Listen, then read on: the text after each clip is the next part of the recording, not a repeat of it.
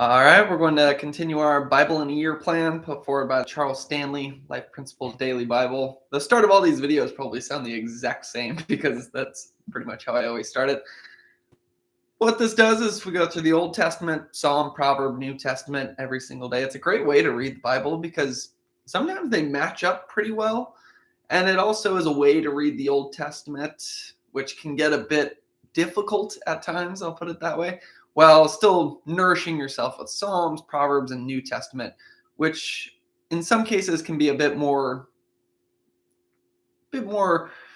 easily applied. I'll put it that way. But even in the Old Testament, there's often some great lessons you can learn. And even in reading Exodus 23 and 24, which is a lot about things like laws and rules, I will say that there's still some stuff that we can pull out of it. And I'd say one of the things is we're just learning more about God. That's what we are trying to do when we're reading the Bible. And when he's saying these laws, you can just read them as in, you shall not spread a false report, you shall not join hands with a wicked man to be a malicious witness, you shall not fall in with the many to do evil, nor shall you bear false witness in a lawsuit, siding with the many so as to pervert justice, nor shall you be partial to a poor man in a lawsuit. At first reading, you might think, okay, I'll try to remember that if I'm ever the deciding factor or I'm ever bearing witness in a lawsuit. Or you could view it in a different way where you're trying to figure out who God is. And a verse like this, what might it be telling us about God? So it starts off, this is Exodus 23, by saying, you shall not spread a false report. So right off the bat, it shows that God is about truth. And it goes on to continue to hammer that point home. It says, don't be a malicious witness. And then I also like how it says, you shall not fall in with the many to do evil, nor shall you bear false witness in a lawsuit. So that one, again, is about truth. Or siding with the many so as to pervert justice. So there's this idea, there's two parallels right there. You shall not fall in with the many to do evil, and you will not side with the many to pervert justice. It's a great message that tells us not to conform. A lot of times, what's that one quote? It says, whatever everybody else is doing, do the opposite, and you're probably right. Not always true, but in many cases it is. I mean, if you look at the world today, if you just do what most people are doing, that you're going to be way far away from how God wants you to live your life. And God created us. He knows what's best for us. So you're going to be pretty far away from living in a way that's best for you. And you can just look at all different aspects of culture if you want evidence for that. So don't conform to the majority. Instead, conform to God's word. What is that one verse? Do not be conformed to this world, but be transformed by the renewal of your mind, that by testing you may discern what is the will of God, what is good, perfect, and acceptable. Something like that. Oh, I used to know it, but it's slipping my mind. So then it goes into some more. I did like this one. It's verse 8 in Exodus 23, and it says, you shall take no bribe, for a bribe blinds the clear-sighted and subverts the cause of those who are in the right.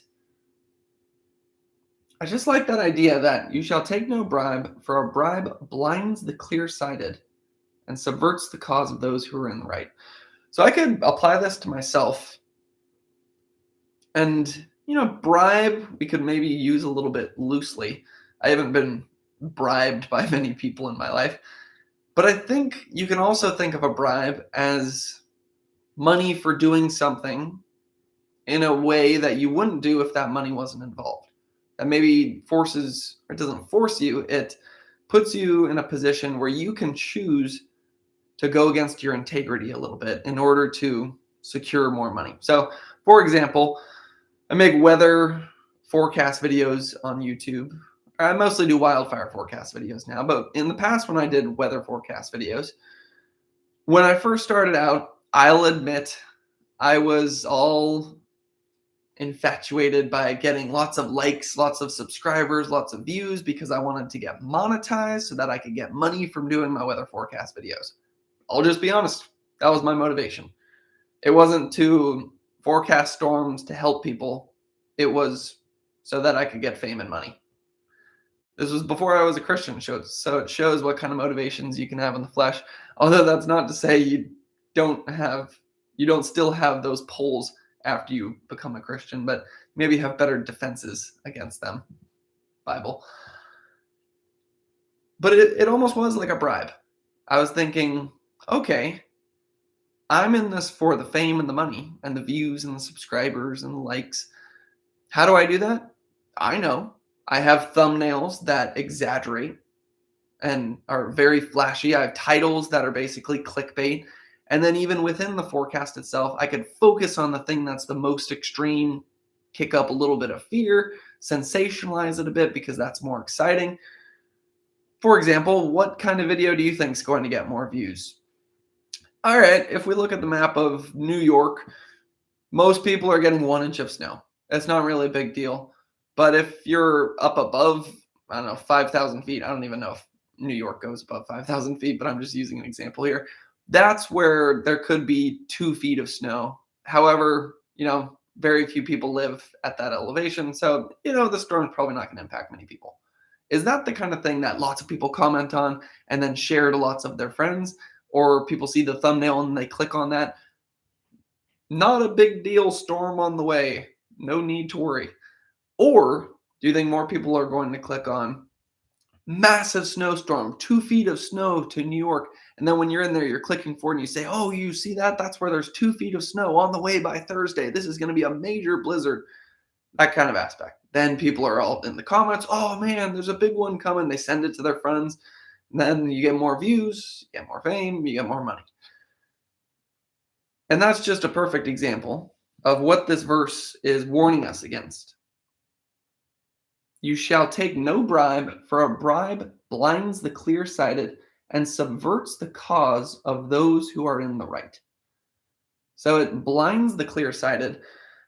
Because I was so focused on fame or money or just growing my YouTube channel, and that monetary aspect was definitely there, it almost blinded me from being able to forecast correctly and view the map in a way where I could actually see what was going to happen and give a truthful account of what kind of storm was coming in and what should be the accurate fear level with this. Because, sometimes you do have to say major storm on the way, like watch out everybody.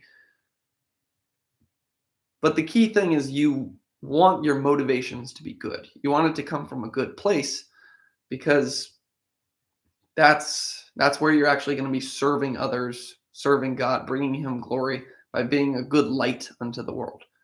If you're someone taking bribes, it's going to blind you, and then it also subverts the cause of those who are in the right. It subverts the cause. So perhaps that means even if you were in the right and your intention were to provide a forecast to help people who might be in danger, that bribe is going to subvert that cause. Because all of a sudden you're the boy who cried wolf, and then if they watch a couple of your videos, they're not going to trust you in the future. So then if you do try to warn them from a good heart of, hey, there's a big storm on the way and you guys got to watch out, it subverts that cause because they no longer trust you. And it's because you didn't tell the truth, because you were bribed, and because you accepted that bribe. So yeah, that's something to think about. I have to occasionally check in with myself to make sure I'm not falling into that trap again, going too far on one side or too far on the other side. Usually a way to get a lot of attention in at least the media space is to focus on half of the story, whereas the truth is usually somewhere in the middle. Not always true, but yeah, so focus on the truth there. And then you shall not boil a young goat in its mother's milk. Remember that one. The other reason that one stood out to me is I think R.C. Sproul, we were reading about that in his commentary a couple of days ago. He was saying how there's different degrees of sin. While all sin is treason against God because we're choosing our way over his way and the way he wants to live, and we're deliberately going against him, there are degrees of sin. And the example he used is it's certainly worse to murder someone than to boil a young goat in its mother's milk. And I just thought it was funny that that came up so soon after. So then it talks about the conquest of Canaan, which is promised. And it says, "Behold, I send an angel before you to guard you on the way and to bring you to the place that I have prepared. Pay careful attention to him and obey his voice. Do not rebel against him, for he will not pardon your transgression, for my name is in him. But if you carefully obey his voice and do all that I say, then I will be an enemy to your enemies and an adversary to your adversaries." So it's an interesting idea that they're being led or guarded by an angel. And he's speaking to them and he's saying, hey, don't rebel against him because he will not pardon your transgression, for God's name is in him. So I don't know if the takeaway here is that perhaps, I know some people believe in guardian angels. I haven't looked into that too much. I don't know how much it's different than the Holy Spirit, though, because it seems like the Holy Spirit is the one that's guiding us. But perhaps there's also a role of angels. We hear a lot about demons, maybe not so much about angels, but I like the idea that there's an angel guarding us, because there are certainly demons who will try to tempt us and attack us and bring us down and know how to bring us off God's path and tempt us into sinning against God. So the idea that there's some angels on our side in that fight is encouraging. I kind of like that idea. And maybe that's something I have to look into more in the future. So then it actually goes into something that answers a question that I've had for a little while, where I'll read the beginning of this section. It's 23. It says, "When my angel goes before you and brings you to the Amorites and Hittites and the Perizzites and the Canaanites, the Hivites and the Jebusites, and I blot them out, you shall not bow down to their gods nor serve them, nor do as they do, but you shall utterly overthrow them and break their pillars in pieces. You shall serve the Lord your God, and he will bless your bread and your water, and I will take sickness away from among you." And then it goes on to say, at the very end of this, I'll just read a little ahead. It says, "I will give the inhabitants of the land into your hand, and you shall drive them out before you. You shall make no covenant with them, and serve their God, with them and their gods. They shall not dwell in your land, lest they make you sin against me, for if you serve their gods, it will surely be a snare to you." That was probably a lot of reading right there. The reason this stood out to me today, though, is because I was watching an atheist that seems to be gaining in popularity these days, and one of the big cases that he makes against God. And I'm gonna tilt this down a little bit. I feel like that's a little better. You can see my shirt that I was wearing yesterday. So this atheist, he always makes this argument that God is about genocide in the Bible, and we're gonna get there in the Old Testament at some point, where God does call the Israelites to basically wipe out this people. And you could view that in a very bad way and say, oh, God is not just. Or you could try to view it from a place of humility. And instead of trying to prove why God is wrong, which automatically puts you on a higher moral superiority than God, which is a dangerous game to play, it's often better to try to look at something in the Bible, like God literally calling them to take out infants. And you could think, all right, how is that part of God's morality? How, like, we know that God is just. How does that play into his justice? And we know that God has a plan. How does that play into his plan? And I don't have all the answers. I'm a new Christian, and that's probably one of the hardest questions. This famous atheist always comes back to it. But perhaps this gives us a little piece of the puzzle. He says, you're going to drive these people out of the land. You shall make no covenant with them and their gods. So perhaps part of the reason he's driving them out, or in some cases wiping them out, I've heard it's because they're very sinful, and the penalty, the wages of sin is death, so it's justice for them to be wiped out. But then you might say, even the infants, and then that might get into different forms of justice, like if the infants would actually be. We won't get into that because I don't know anything about that. But this next line kind of wraps it up. It says, "They shall not dwell in your land, lest they make you sin against me. For if you serve their gods, it will surely be a snare to you." So right here, it seems like God is saying he's going to drive these people out because he doesn't want their false gods interfering with what he's doing with his chosen people. And perhaps he knows that if that intermingling happened, then Israel would become so guilty that he'd have to wipe all of them out. And then I don't know if he has a balance on the scales of justice or something, and then how he decides what he's going to do. But that's just where you just have to have trust and faith in him that he is just and he is holy. God does not sin.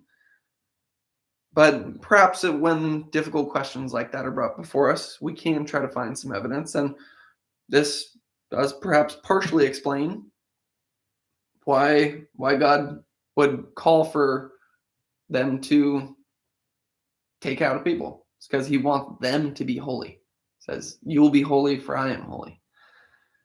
And then I think we're going to stop there just because I did more research on that part of the Old Testament than if we were to continue reading. So let's get into, it's also already past my bedtime and I'm waking up quite early tomorrow, although it's Friday, so I can send it for one more day and then rest this weekend. So let's get into the psalm for the day. It says, "The heavens declare the glory of God, and the firmament shows his handiwork. Day unto day utters speech, and night unto night reveals knowledge. There is no speech nor language where their voice is not heard. Their line has gone out through all the earth, and their words to the end of the world. In them he has set a tabernacle for the sun, which is like a bridegroom coming out of his chamber, and rejoices like a strong man to run its race. Its rising is from one end of heaven, and its circuit to the other end, and there is nothing hidden from its heat." I'd say the biggest part that stood out to me during that was the very beginning. "The heavens declare the glory of God, and the firmament shows his handiwork." I mean, if you ever need to be made humble and understand the glory of God, one of the things you can do is look around at the world around us. You could go walk in a redwood forest with those giant trees that make you feel small. You could go to Yosemite and look at El Capitan and Half Dome and just feel tiny. Or right here it says, "And the firmament shows his handiwork." On a nice clear night, hopefully outside of the city, you can look up at the stars and just realize that God made all of this. How amazing is that? And then to think about the fact that he made all of this, but then he's also guiding us, protecting us, is in a one-on-one relationship with us, speaking to us, highlighting verses to stand out, to help us in our journey. He's listening to our cries. He's answering our prayers when it's in alignment with his will. It's just amazing that the God who's created literally everything is also we're in a relationship with God who created everything. That's something to think about. And honestly, I don't even understand that well enough. If I truly understood that, I'd be more humble. And I'm trying to be more humble, but that'd be a good place to get there, is to really wrap my head around that. All right, Proverbs 6:30-31. "People do not despise a thief if he steals to satisfy himself when he is starving. Yet when he is found, he must restore sevenfold. He may have to give up all the substance of his house." All right, so when I first started reading this, I was thinking, oh, this could be one of those verses that's taken out of context to I don't want to say promote stealing, but maybe let thieves off of the hook. They say, "People do not despise the thief if he steals to satisfy himself when he is starving." So people could see someone stealing and say, "Oh, but he's probably just starving and he needs this."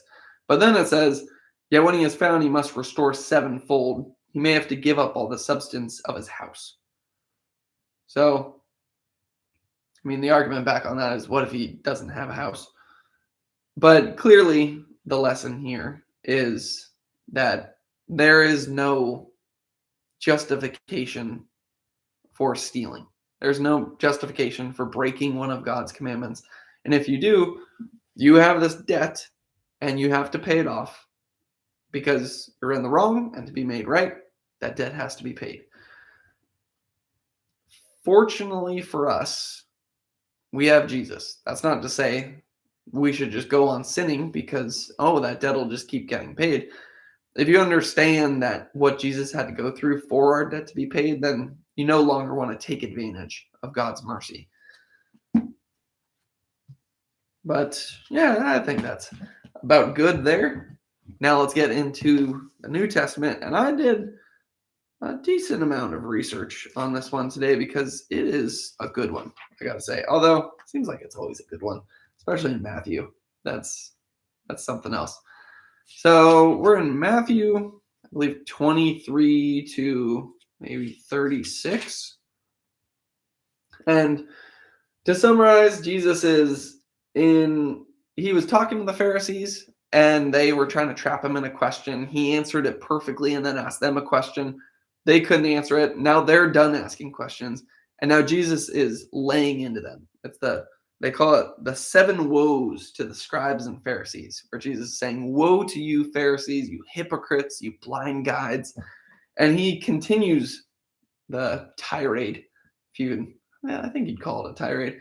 Right here he says, and this is verse 23, chapter 23, Matthew.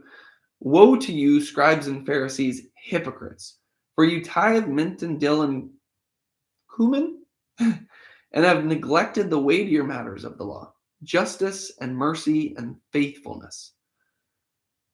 So that idea that you tithe mint and dill and cumin, he is, giving them some props.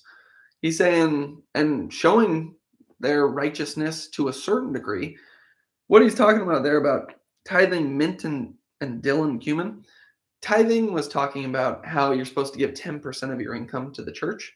But when he says that the scribes and Pharisees are tithing their mint and dill and cumin, that's like if they had a plant that produced mint, they would take 10% of that and give it to the church. That's how focused they were on being righteous and following God's law. So in a certain extent, you could say, they were pretty serious about God. They're very serious about, or at least God's commandments.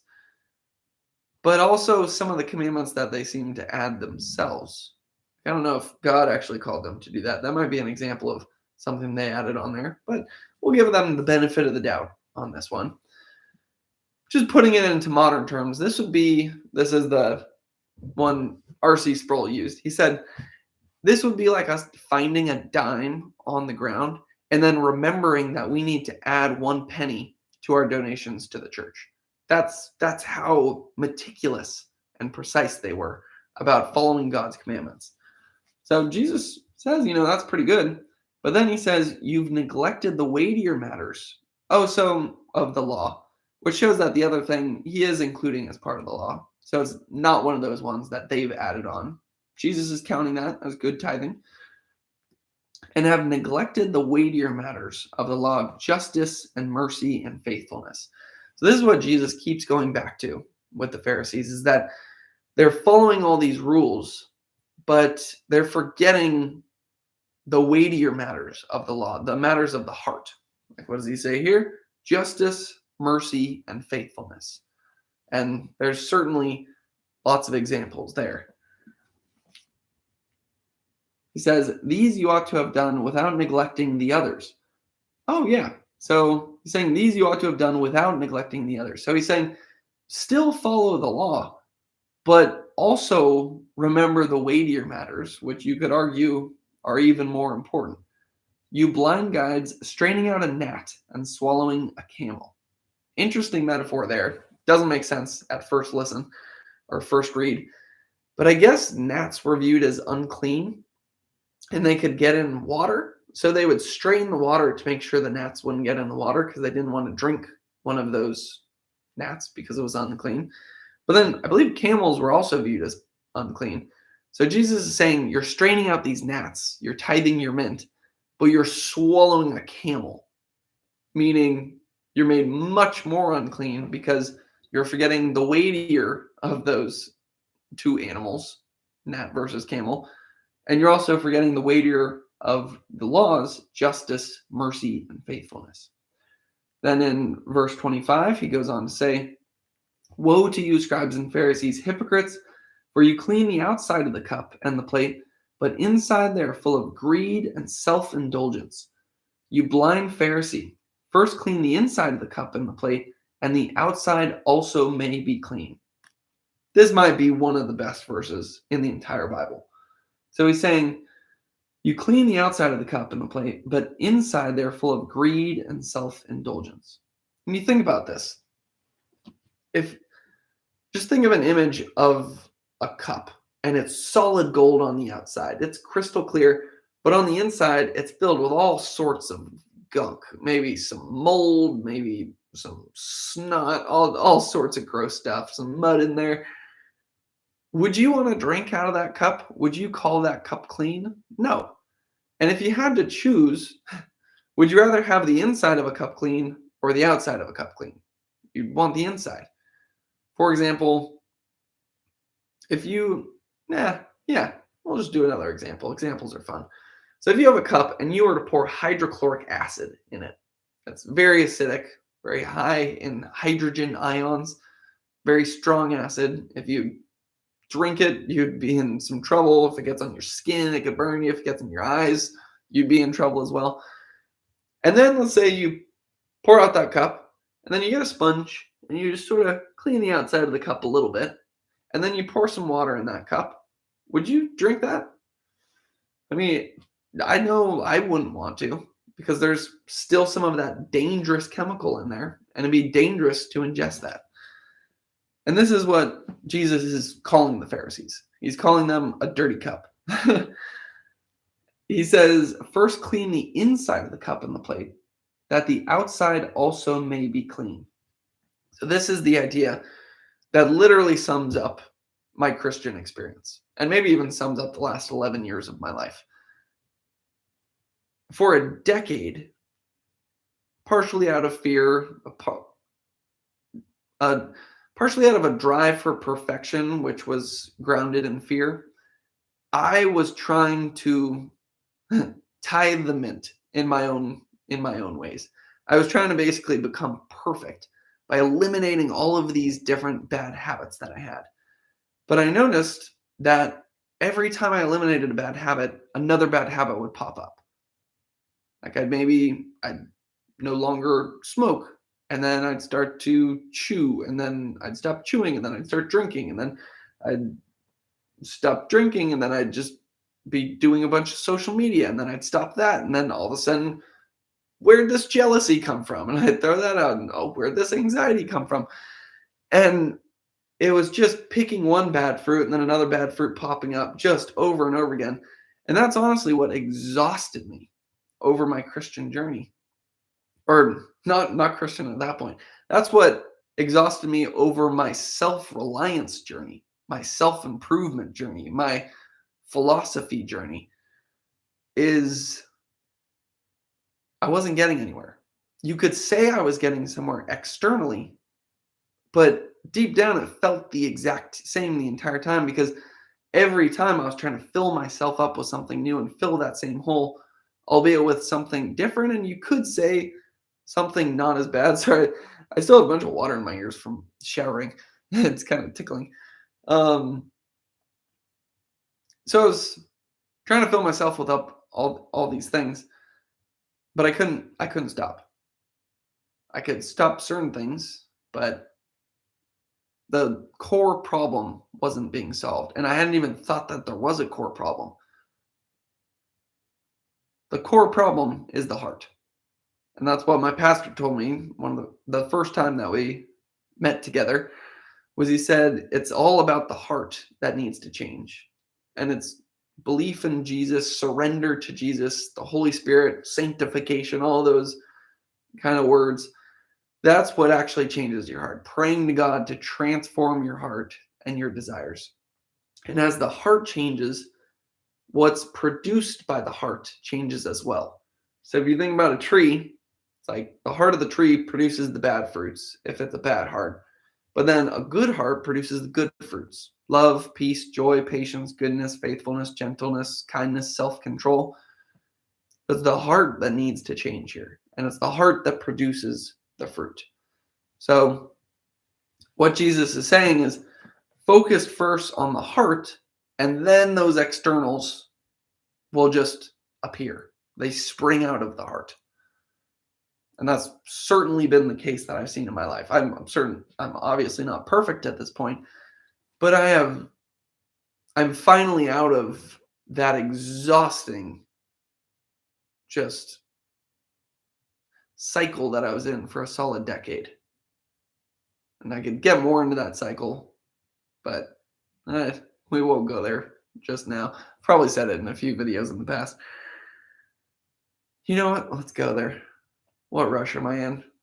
The cycle is basically, if you're reliant on fear for motivation, so you fear you hit rock bottom, and then you have fear that you're going to waste your potential, and then you use that fear as motivation. Then as you start to do better, you start to feel good about yourself, but you run out of the fear that's driving you. So then you have to bring yourself back down to rock bottom to get that fear again, to get that motivation. And it's this cycle that goes on forever because you're trapped in it. You're reliant on reaching rock bottom in order to try to advance. The way out of that is turning to God, because that's where you don't need to purposely sabotage yourself with all of these vices to reach rock bottom to get your motivation, because instead of fear being your motivation, it's now love. Love for God, love for others. The two greatest commandments: love God with your heart, soul, and mind, and love your neighbor as yourself. And when that transforms our heart, then we start maybe even doing the same things that we were trying to do earlier, but we don't even need to really think about it anymore. It just springs from the heart. And it's so counterintuitive. But what we need to do is just come back to the heart over and over and over again. So clean the inside of the cup and the plate, and the outside also may be clean. Then he goes on to just give another example of this. He says, "Woe to you, scribes and Pharisees, hypocrites, for you are like whitewashed tombs, which outwardly appear beautiful, but within are full of dead people's bones and all uncleanness. So you also outwardly appear righteous to others, but within you are full of hypocrisy and lawlessness." And this also, I would say, relates to my journey, where on the outside it probably looked like I had everything together, because externally things actually were going quite well because of me eliminating my habits and doing that exhausting cycle, which did bring some motivation and some advancement towards my goals. But internally, oh, it was just terrible.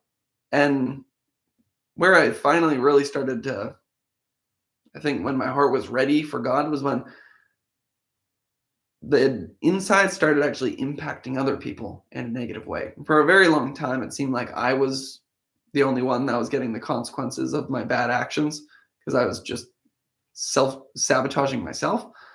But then the heart, I think I was starting to get tired, exhausted, maybe a little bitter and resentful, and then started to impact other people. And that's where I realized, all right, I clearly don't have control of this situation.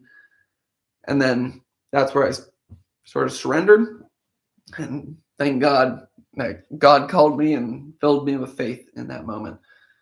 But in that, outside might have looked great, inside not great. And that's like a whitewashed tomb. It looks all shiny, but then on the inside it's decaying bones, something that at this time they would have viewed as very unclean. And it does keep going into more, and I think that's kind of the main idea there.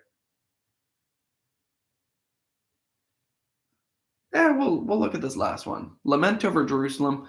O Jerusalem, Jerusalem, the city that kills the prophets and stones those who are sent to it, how often would I have gathered your children together as a hen gathers her brood under her wings, and you were not willing.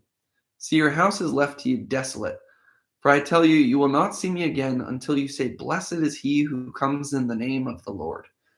First thing that popped out to me when I read this morning is he says, You will not see me again, as in now pointing towards Revelation, I'm pretty sure, until you say, Blessed is he who comes in the name of the Lord.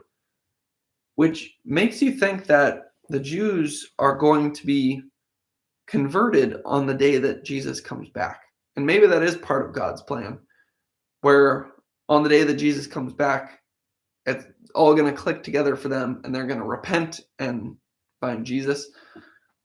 That's probably a very controversial idea, but that verse does kind of paint that picture. But there's also another picture that's painted here. And he says that Jerusalem kills the prophets and stones those who are sent to it. And then Jesus creates this idea of, I would have gathered your children together as a hen gathers her brood under her wings, but you were not willing. So Jesus comes, and what he wants is to bring them in, to protect them, to be their guide and their protector. It's probably the best way to think about it. But they aren't willing. And just like the sinful generations that you read about in the past that would kill the prophets that were sent to them, Jesus is saying, you guys are no different. You're not only going to kill me, but the people I'm going to send out, you're going to kill them as well. I believe he doesn't actually say that explicitly, but that is the idea there. And it is actually what ends up happening. So what's the takeaway on that one? Accept Jesus. The end.